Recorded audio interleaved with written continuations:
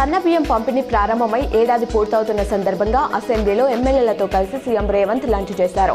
ఎమ్మెల్యేలు ముచ్చటిస్తూ భోజనం చేశారు. ఇటీవల ప్రభుత్వంపై తరచూ విమర్శలు చేస్తున్న ఎమ్మెల్యే రాజగోపాల్ రెడ్డి రేవంత్ పక్కనే కూర్చోవడం గమనార్హం.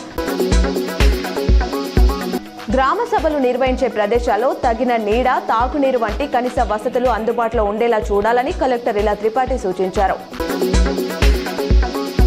హనుమాన్ జయంతి సందర్భంగా నిజామాబాద్ జిల్లా వ్యాప్తంగా పటిష్ట బందోబస్తు ఏర్పాటు చేసి నిఘా ఉంచాలని నిజామాబాద్ పోలీస్ కమిషనర్ సాయి చైతన్య ఆదేశించారు. సోమవారం పోలీసు అధికారులతో సమావేశం నిర్వహించారు.